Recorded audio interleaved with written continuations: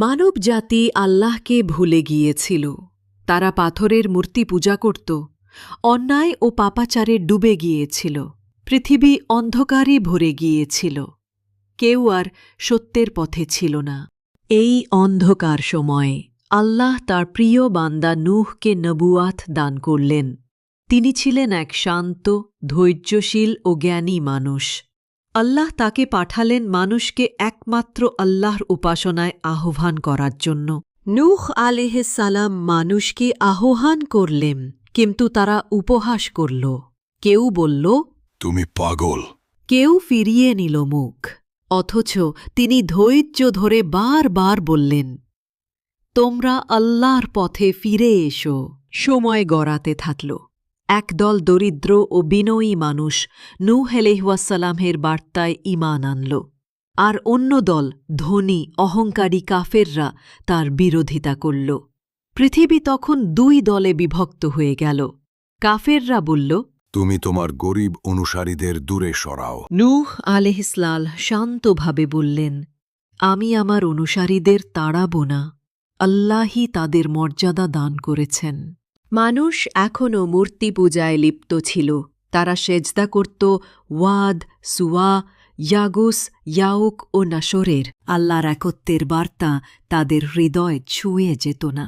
এক রাতে যখন পৃথিবী নিস্তব্ধ, আল্লাহ নূহ আলাইহিসসালামকে ওহী দিলেন, তুমি একটি নৌকা নির্মাণ করো, কারণ আমি অন্যায়কারীদের উপর শাস্তি পাঠাব। নূহ আলাইহিসসালাম ও তার অনুসারীরা নৌকা নির্মাণে ব্যস্ত হলেন। কাফেররা হাসল, বলল, মরুভূমিতে নৌকা তৈরি করছো। কিন্তু নূহ আলাইহিসসালাম বললেন, যখন সময় আসবে তোমরা বুঝবে। দিন রাত তারা নূহের উপর হাসাহাসি করত, কিন্তু নবী নূহ বিন্দু মাত্র দমে যাননি। তিনি অবিরাম আল্লাহর নির্দেশ পালন করে যাচ্ছিলেন। অবশেষে আল্লাহর কৃপায় বিশাল নৌকাটি সম্পূর্ণ হল। নূহ আলাইহিসসালাম ও তার ঈমানদার সাথীরা আল্লাহর প্রশংসা করে বললেন, আলহামদুলিল্লাহ। আল্লাহর আদেশে জোড়ায় জোড়ায় প্রাণীরা নৌকার দিকে আসতে শুরু করল। হাতি, সিংহ, পাখি, উট সবাই শান্তভাবে নৌকায় উঠল। আকাশে তখন মেঘ জমছে। আকাশ অন্ধকারে ঢেকে গেল। প্রবল বৃষ্টি শুরু হল। বজ্রপাত, ঝড় সবকিছু থেমে গেল এক মুহূর্তে। নূহ আলাইহিসসালাম তার অনুসারীদের নৌকায় উঠালেন। প্লাবন শুরু হল। নূহ আলাইহিসসালাম তার পুত্রকে ডেকে বললেন, ও বৎস, নৌকায় ওঠো।